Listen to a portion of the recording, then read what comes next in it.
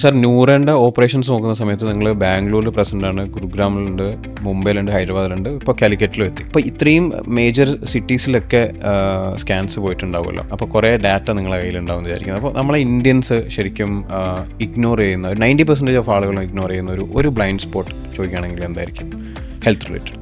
നമ്മൾ പൊതുവിൽ പ്രിവെൻറ്റീവ് മെഷേഴ്സിനെ പറ്റി അത്ര അവെയർ അല്ല എന്നുള്ളത് തന്നെയാണ്. ബേസിക്കലി പ്രിവെൻറ്റ് ചെയ്യേണ്ട, ഫോർ എക്സാമ്പിൾ നമ്മൾ യങ് ആയിട്ടുള്ള ആളുകളിൽ പോലും വളരെയധികം ഷുഗറും കൊളസ്ട്രോൾ ഡിസീസും ഹാർട്ട് ഡിസീസൊക്കെ നമ്മൾ വളരെയധികം കാണുന്നുണ്ട്. ന്യൂറയിൽ വരുന്ന ആളുകളിൽ നമുക്ക് അതുകൊണ്ട് തന്നെ ഇമ്പാക്റ്റ്ഫുൾ ആയിട്ടുള്ളൊരു ജേർണി അവരിൽ നമുക്ക് കൊടുക്കാൻ പറ്റുന്നുണ്ട്. ഏറ്റവും സിമ്പിളായിട്ട് പറയാൻ പറ്റുന്ന ഒരു എക്സാമ്പിളാണ് വിസറൽ ഫാറ്റ് എന്ന് പറയുന്നത്.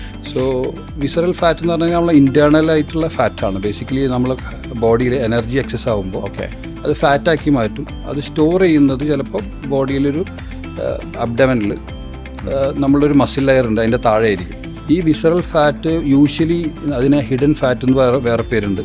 യൂഷ്വലി വിസിബിൾ അല്ല out side. So visceral fat അധികമുള്ള ആളുകളിൽ ഈ പറയുന്ന ഷുഗർ, ഡയബറ്റ്, കൊളസ്ട്രോൾ ഡിസീസ്, BP എല്ലാം കൂടുതലായി കാണുന്നുണ്ട്. പുറമേക്ക് ഇത് അത്ര വിസിബിൾ അല്ലാത്തത് കൊണ്ട് തന്നെ പുറമേ മെലിഞ്ഞ് അല്ലെങ്കിൽ സ്ലിമ്മായി തോന്നുന്ന ആളുകളിൽ വിസറൽ ഫാറ്റ് അധികം ഉണ്ടാവാം.